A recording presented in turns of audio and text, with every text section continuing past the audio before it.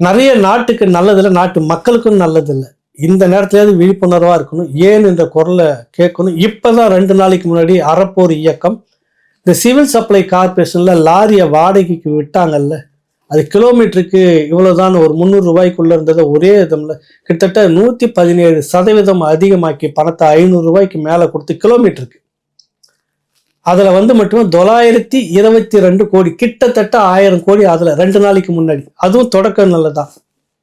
அதுக்குள்ள எத்தனை ஆயிரம் கோடி இருக்குன்னு தெரியாது. இவ்வளவு பணமும் உங்ககிட்ட எப்படி குவிஞ்சு இருக்குது. எவ்வளோ வச்சுக்கிட்டு நீங்க விலை கொடுத்து வாங்குறது, தேர்தலில் ஓட்டை காசு கொடுத்து வாங்குறது, கட்சிகளை காசு கொடுத்து வாங்குறது, காசு கொடுத்து வேலை வைக்கிறது, மற்றவனை பார்த்து திரள் நீதின்றதில்ல. எல்லாத்துக்கும் பாடம் நீங்க சொல்லித்தான் ஆகணும்.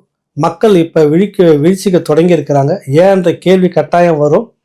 இதற்கான பதில் நீங்க சொல்லித்தான் ஆகணும். இன்னும் 2 நாளுக்குள்ளார பாருங்க, ஏதாவது ஒரு பெரிய விஷயத்தை வெடிக்க வச்சு இதை சின்னதாக்கிடுவாங்க. ஊடகம் அவங்க ஊடகம் தானே, எல்லாமே வாங்கினது தானே.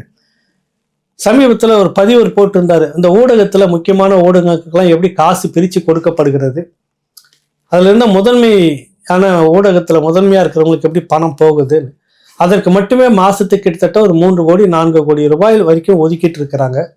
கொடுக்கறதுக்கு 20,000 3 லட்சம் வரைக்கும், ஆளுக்கு ஏற்ற மாதிரி, நிறுவனத்துக்கு ஏற்ற மாதிரி, யூடியூபுக்கு ஏற்ற மாதிரி. இந்த பணம்லாம் எங்கிருந்து கொடுத்துட்டு இருக்கிறாங்கன்னு தெரியுது இல்லை. ஏன் அவங்க வாங்கிட்டு இவ்வளவோ அவங்களுக்கு சாதகமாக பேசிட்டு இருக்கிறாங்கன்னு தெரியுது இல்லை.